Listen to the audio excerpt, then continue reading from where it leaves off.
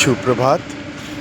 রোজকার মতন আজকেও সকাল সকাল প্রকৃতির কোলে কিছু ইতিবাচক বিচারের সংগ্রহের জন্য আসা। তাই জিজ্ঞালাম প্রকৃতিকে, হে প্রকৃতি, কীভাবে আমি ইতিবাচক বিচার শুধু ভাবতে পারি? প্রায় হাসলেন প্রকৃতি, সঙ্গে সঙ্গে বললেন, বন্ধু, তুমি তো ভ্রমে আছো। আপনি দুটো সম্পূর্ণ আলাদা অস্তিত্বকে এক ভাবার ভুল করে ফেলেছেন। আপনি কোনোদিন ইতিবাচক বিচার ভাবতে পারেন না। কেন?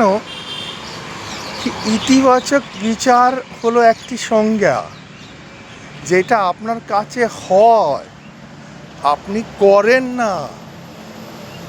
আপনি ভাবনা যে ক্রিয়াটা আছে তার সঙ্গে গুলিয়ে ফেলেছেন ভাবটাকে। দুটো সম্পূর্ণ আলাদা জিনিস। ইতিবাচক বিচার আপনার ভিতর থেকে নিজে নিজে বেরোয় যখন আপনি শান্ত থাকেন, আনন্দতে থাকেন, করুণা ভরা মন হয়, আপনি কৃতজ্ঞ হন, আপনি সমর্পিত হন সৃষ্টির প্রতি। কিন্তু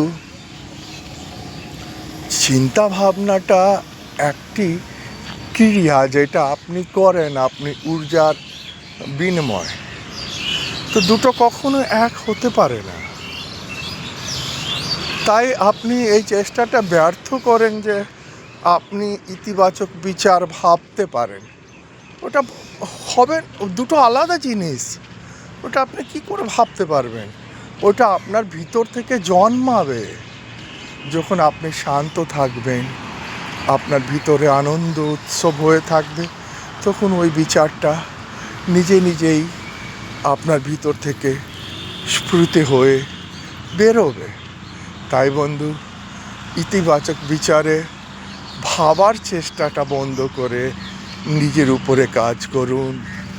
নিজেকে, ভিতরটাকে শান্ত, আনন্দিত আর প্রফুল্লিত করার চেষ্টা করবেন।